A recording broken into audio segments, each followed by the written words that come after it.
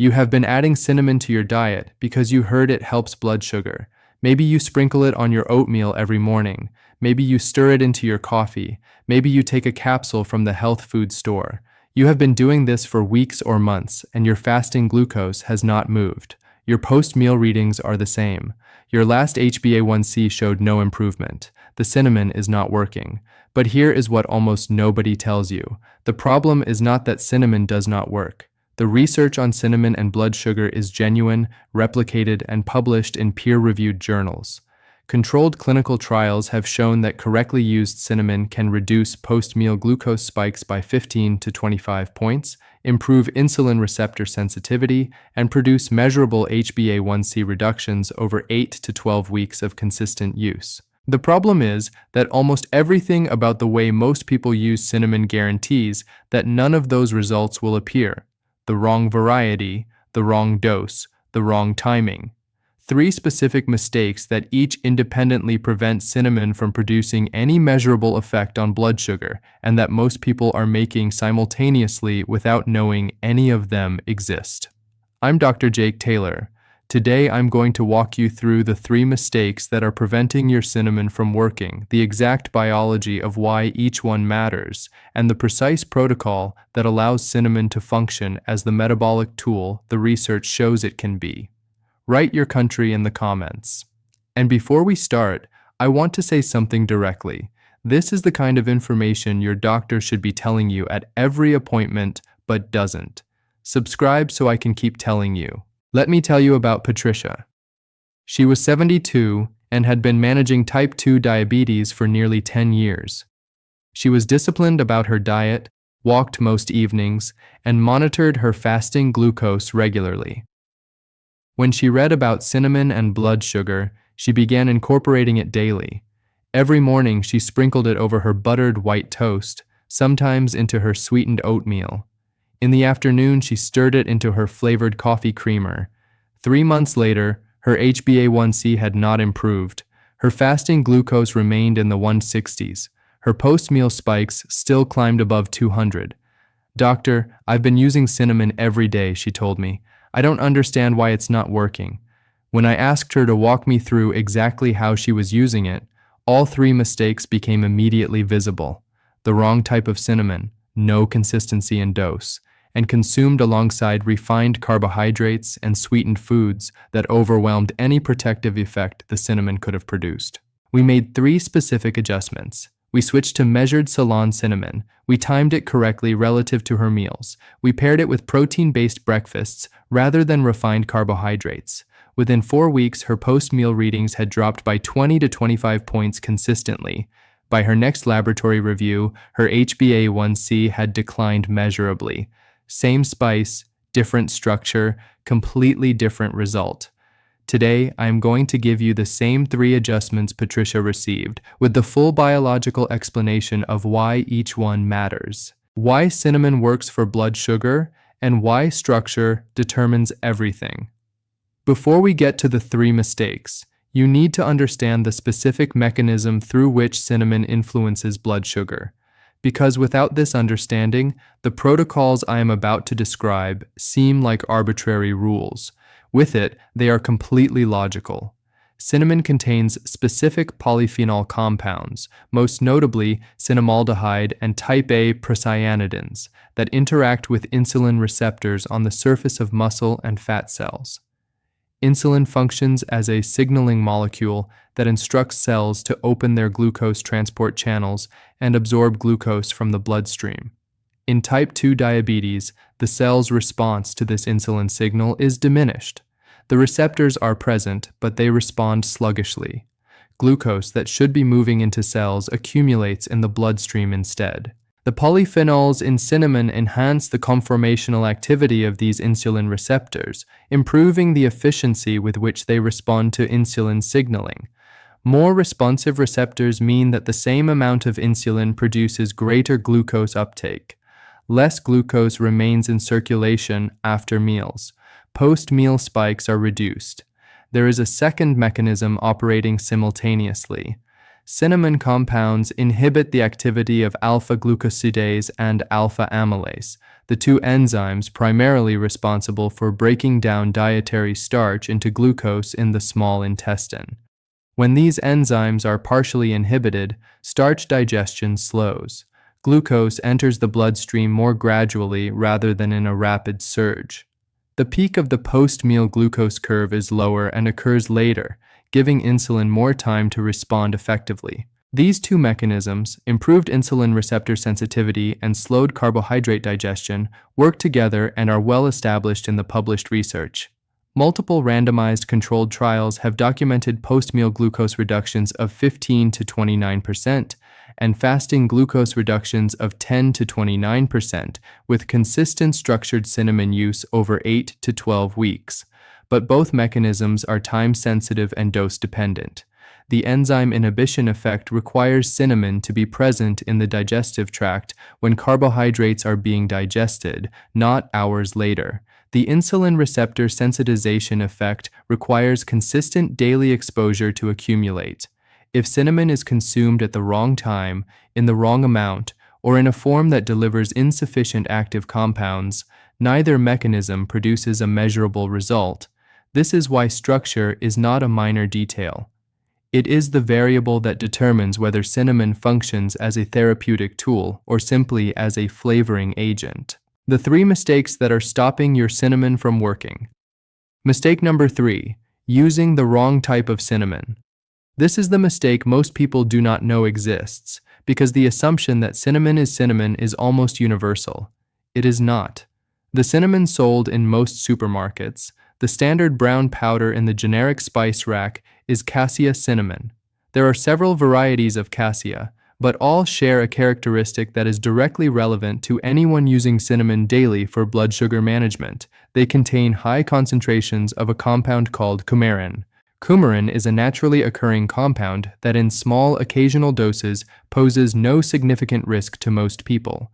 But consumed daily in the quantities associated with a structured blood sugar protocol, typically half a teaspoon to a full teaspoon per day, cassia cinnamon delivers coumarin loads that the European Food Safety Authority has flagged as potentially hepatotoxic with sustained use. The liver metabolizes coumarin, and daily high-dose exposure over months can elevate liver enzymes in sensitive individuals. For someone already managing metabolic disease, introducing a secondary risk to liver function is the opposite of the intended outcome. Ceylon cinnamon, also labeled as true cinnamon or Sri Lankan cinnamon, is a botanically distinct species. It contains coumarin at levels approximately 250 times lower than cassia. The research consistently shows that Ceylon cinnamon is the appropriate choice for any structured daily protocol. Its flavor is milder and slightly sweeter than cassia, which most people find more pleasant when mixed into food and drink. The active polyphenols responsible for insulin receptor sensitization and enzyme inhibition are present in both varieties. The distinction is not about efficacy, it is about safety for sustained use. If you are going to use cinnamon every day for weeks and months, which is the only application that produces measurable HbA1c changes, you must use Ceylon. The label check is straightforward.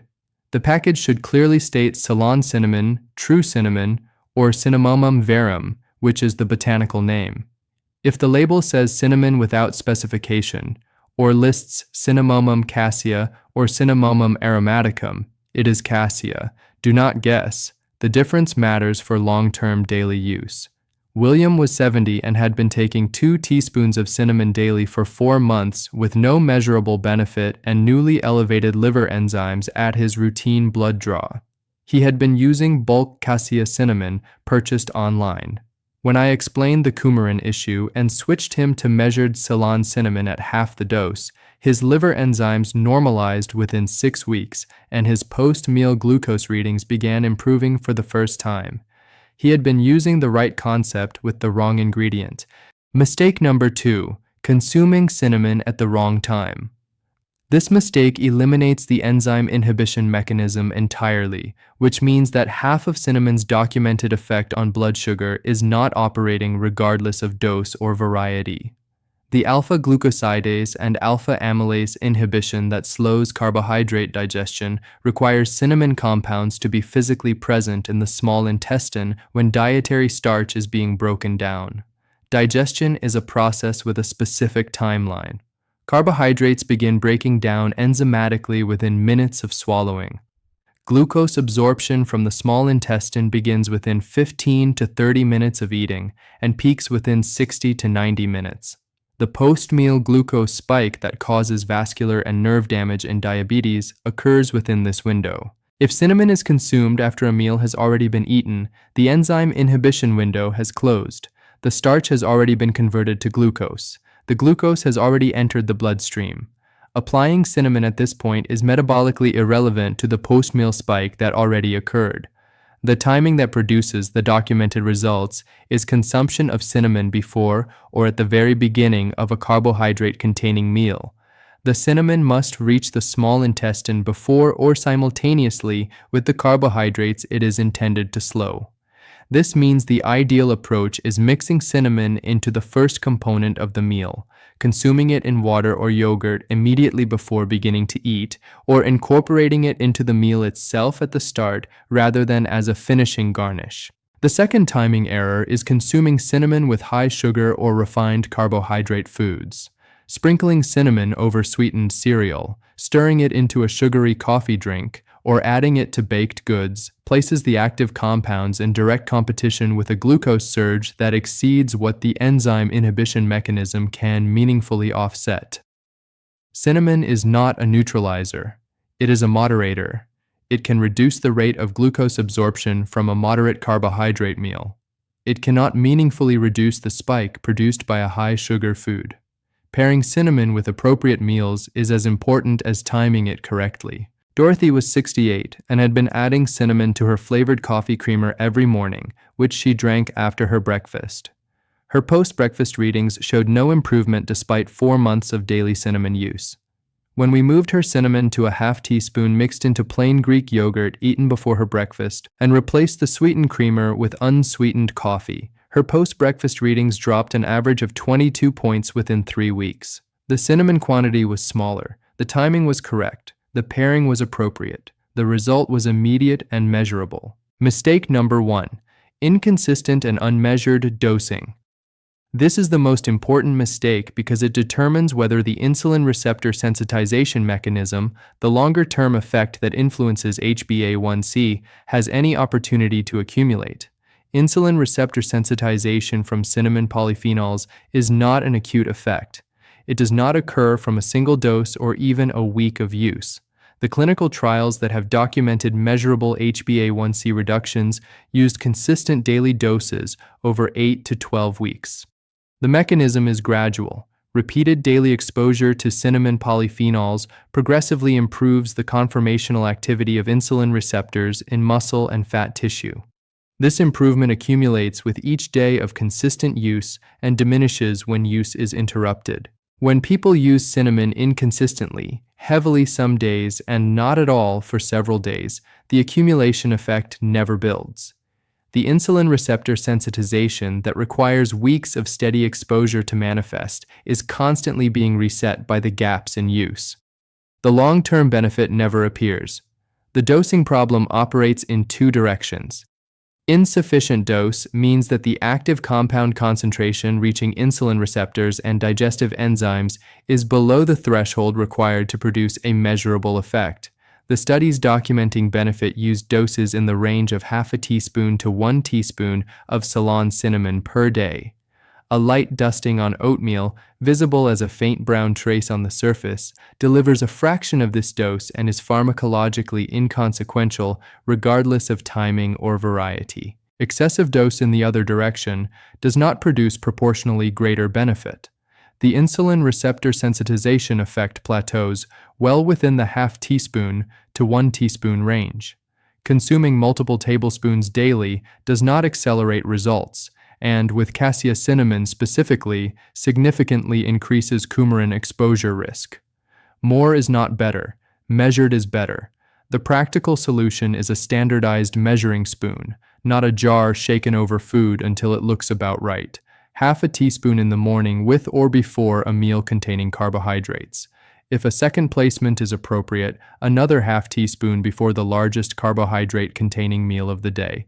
Total daily dose: half a teaspoon to 1 teaspoon of Ceylon cinnamon, consumed consistently at structured mealtimes every day for a minimum of 8 weeks before evaluating results. George was 74 and had dismissed cinnamon entirely after 3 months of what he described as heavy daily use with no effect.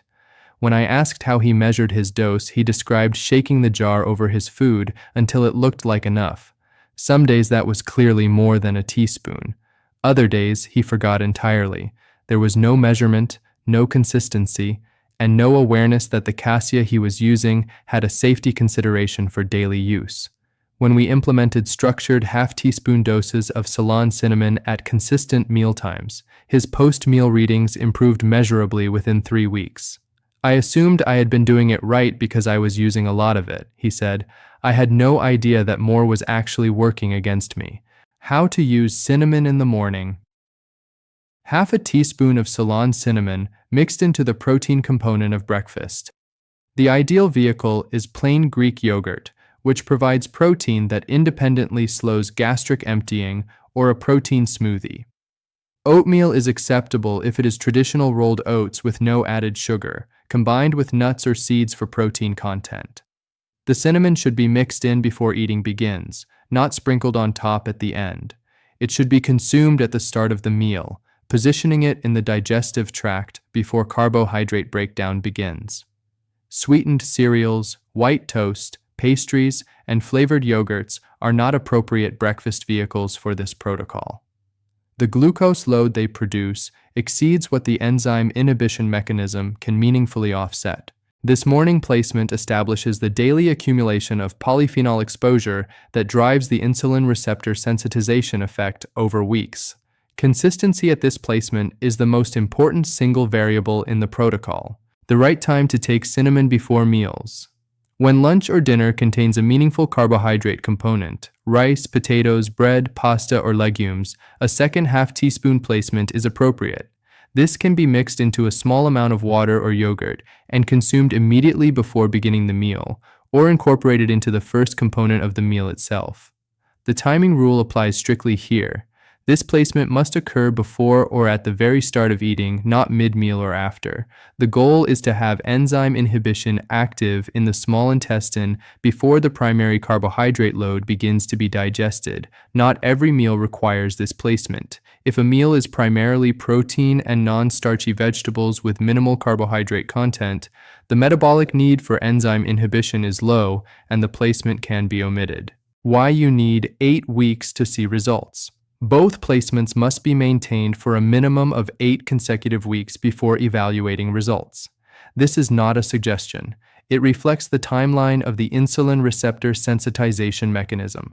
People who evaluate cinnamon's effectiveness at 2 or 3 weeks and find no improvement are measuring before the primary long-term mechanism has had sufficient exposure time to produce its effect. Track 2 numbers weekly during the protocol period. Your average post-meal glucose reading 2 hours after breakfast on days when the morning placement is used, and your fasting glucose each morning. Compare weekly averages rather than individual readings, which are subject to day-to-day variation that can mislead assessment. The expected timeline for most people following this protocol correctly is modest post-meal improvements visible within 2 to 4 weeks, reflecting the enzyme inhibition mechanism. Fasting glucose improvements beginning in weeks 4 to 6, reflecting accumulating insulin receptor sensitization.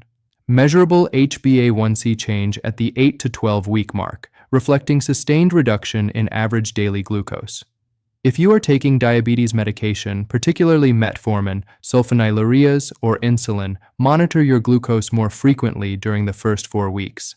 As insulin sensitivity improves through the receptor sensitization mechanism, the effective dose of your medication may change. If readings are consistently lower than your established baseline, consult your physician before any medication adjustment. Never alter medication doses independently. What to eat cinnamon with cinnamon cannot produce its documented effects in isolation from the broader meal context. It is a moderator of glucose absorption, not a blocker. A meal of white rice, sweetened beverages, and refined bread produces a glucose load that overwhelms the enzyme inhibition mechanism regardless of how correctly timed or dosed the cinnamon is.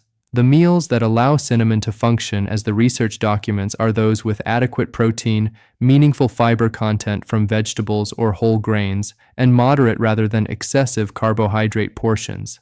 Protein slows gastric emptying independently. Fiber adds to the physical barrier effect of the cinnamon compounds.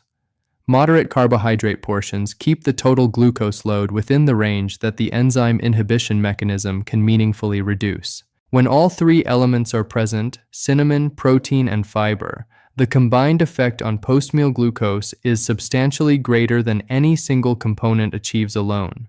This is the meal structure context in which the clinical trials producing 15 to 25% post-meal glucose reductions were conducted. Helen was 69 and had been following the cinnamon protocol correctly in terms of variety, timing, and dose for 6 weeks without seeing the improvements she had expected. When I reviewed her meal context in detail, the issue was clear. She was consuming her correctly timed Ceylon cinnamon alongside meals that were high in refined carbohydrates and low in protein. White rice, bread rolls, and pasta portions that exceeded what the enzyme inhibition mechanism could meaningfully moderate. When we restructured her meals to include adequate protein and fiber alongside the cinnamon protocol, her post-meal readings dropped an average of 28 points over the following 2 weeks. The cinnamon had been working correctly the entire time. The meal context had been preventing the result from appearing. Why walking after meals matters. Post-meal walking is one of the most effective blood sugar interventions available and complements cinnamon's mechanisms directly. When skeletal muscle is actively contracting, it absorbs glucose through insulin-independent pathways that bypass the receptor sensitivity issue entirely. A 15 to 20-minute walk after a meal can reduce post-meal glucose by 20 to 30 points independently of any dietary intervention. When cinnamon's enzyme inhibition mechanism is slowing the rate of glucose entry into the bloodstream, and post-meal movement is simultaneously increasing the rate of glucose removal from the bloodstream, the combined effect on post-meal readings is additive. These two interventions together consistently outperform either alone. James was 71 and had been seeing modest improvements from the cinnamon protocol, but wanted to accelerate his results. When I introduced the concept of a consistent 20-minute walk after his largest meal, he was initially resistant. He had tried walking programs before and found them difficult to maintain as a habit. We framed it differently, not as exercise, but as a blood sugar tool with a specific 90-minute window of maximum effectiveness after eating. That reframing changed his relationship with the habit. He began walking after dinner consistently. His post-dinner readings, which had been his most problematic time of day, dropped by an additional 18 points on average within 2 weeks of adding the walks. Thinking of the walk as medicine rather than exercise made it feel non-negotiable, he said. How to store cinnamon correctly. Ceylon cinnamon loses potency over time when exposed to heat, light, and air. Cinnamon that has been sitting in a pantry for 2 or 3 years, or stored in a clear jar near a heat source, has degraded active compound concentrations. Fresh Ceylon cinnamon purchased from a reputable source and stored in a sealed container away from heat and light delivers meaningfully higher active compound concentrations per measured dose. Check the purchase date on your cinnamon. If it is more than 12 months old or has been stored improperly, replace it. The cost difference is negligible.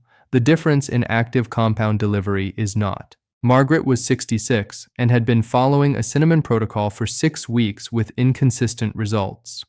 When she described her cinnamon storage, it became clear that her Ceylon cinnamon had been sitting in a clear glass jar on her kitchen windowsill for over 2 years, exposed to direct sunlight and temperature variation throughout the day. We replaced it with fresh Ceylon cinnamon stored in a sealed opaque container. Her post-meal readings improved measurably within 2 weeks of the switch. Same protocol. Fresh ingredient.